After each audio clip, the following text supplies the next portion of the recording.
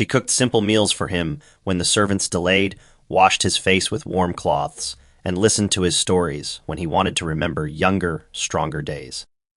Meanwhile, Marilyn busied herself with estate meetings, calling lawyers and accountants, always insisting it was for Marshall's sake. But her eyes gleamed too brightly when discussing properties and businesses. She rarely visited his bedside, except when others were present, putting on a show of being a caring wife. Denise saw through it, but she said nothing. She didn't need recognition. Her only desire was to make her father comfortable. Even when Marion mocked her, calling her the nursemaid, Denise kept her focus on Marshall. Loyalty anchored her, giving her strength even as exhaustion weighed her down. She never imagined those final months would be the most precious memories she carried, proof of a love that remained unbroken even in a house that tried to erase her. The night the mansion fell into silence was the night Denise's world collapsed. She had been sitting in the hallway outside her father's room, her head resting against the wall, when she heard the sudden stillness in his breathing.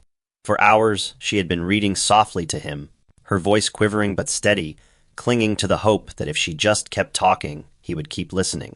But when the words trailed off, she heard nothing but emptiness. Heart-pounding, she rushed inside to see Marshall's face pale, his chest unmoving, his eyes half-closed as though frozen between one world and the next. "Papa, please wake up," Denise whispered, shaking him gently. But there was no response. She screamed for help, her cry echoing through the mansion. The servants came running, and within minutes the house that once ignored her was filled with hurried footsteps and hushed whispers. Marilyn arrived in her satin robe, her face unreadable as she glanced at Marshall's lifeless form. "It was bound to happen," she said coldly, brushing past Denise, who knelt weeping beside the bed. To Denise, the grief was unbearable. This was not just death. It was the tearing away of her only shield in a world that had never accepted her. The hours that followed blurred into shadows. Denise remained on the floor, clutching her father's hand long after it had grown cold. Every memory, his voice, his promises, his laughter, flooded her until she could hardly breathe. "You said I belonged here, Papa.